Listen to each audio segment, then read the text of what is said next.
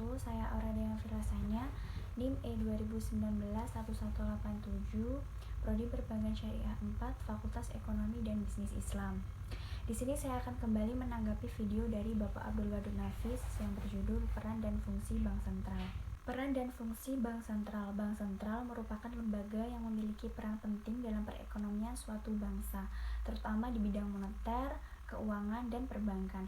Sehingga oleh karena itu, Bank Sentral menjalankan tugasnya berdasarkan garis-garis pokok kebijaksanaan yang ditetapkan oleh pemerintah. Bank Sentral dibentuk dengan tujuan sosial ekonomi tertentu yang menyangkut pentingkan nasional atau kesejahteraan umum, seperti stabilitas harga dan perkembangan ekonomi.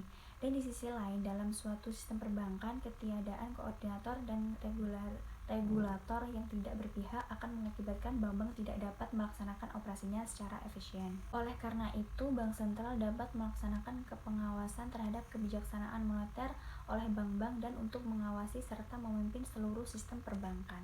Peran Bank Sentral akan tercermin dari tugas utama yang diembankan, yaitu menetapkan dan melaksanakan kebijakan moneter, mengatur dan mengawasi bank, serta menjaga kelancaran sistem pembayaran.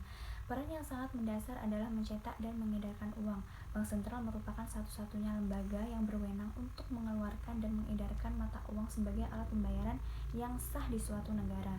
Di Indonesia, peranan Bank Sentral ini diserahkan kepada Bank Indonesia. Tujuan Bank Sentral yaitu mencapai dan memelihara kestabilan nilai mata uang yang tercermin dari laju inflasi dan perkembangan nilai tukar uang dalam negeri terhadap mata uang asing. Jika salah suatu negara inflasinya rendah, maka nilai mata uang tersebut stabil. Tugas Bank Sentral.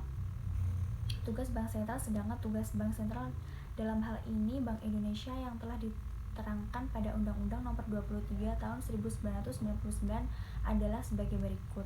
Yang pertama, melakukan pengaturan sirkulasi uang dengan cara menentukan dan menjalankan menurut kebijakan moneter.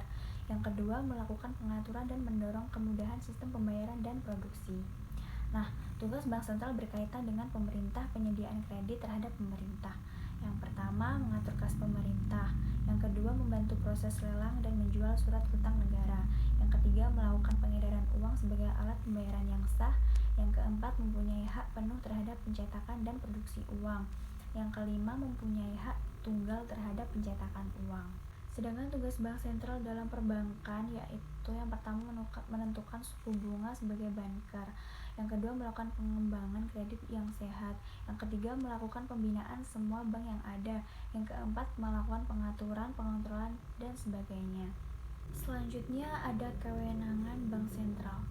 Kewenangan Bank Indonesia di bidang moneter antara lain yaitu yang pertama, untuk melakukan pengendalian moneter, yakni operasi pasar terbuka, penetapan tingkat diskonto, penetapan cadangan wajib minimum, dan pengaturan kredit atau pembiayaan.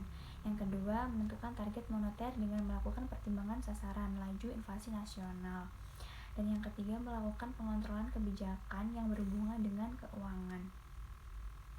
Kebijakan uang itu sendiri yang dimaksud yaitu penerapan kebijakan diskonto, penerapan cadangan wajib minimum, pengontrolan pembiayaan, dan kredit. Sekian video tanggapan dari saya. Terima kasih. Wassalamualaikum warahmatullahi wabarakatuh.